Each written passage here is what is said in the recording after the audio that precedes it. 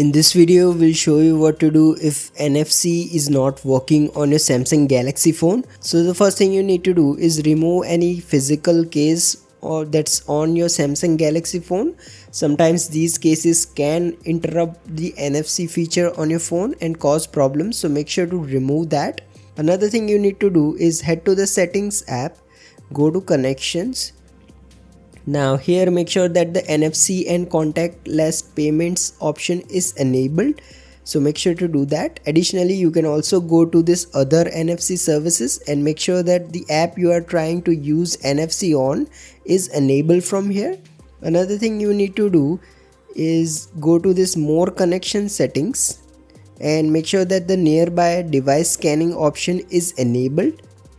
Additionally, go back to the previous menu, scroll all the way down and then tap on apps. In here tap this filter and sort icon. Now turn on this show system apps toggle and then hit OK. Now tap the search option at the top and then search for NFC. So you will see this entry called NFC. Simply tap on it.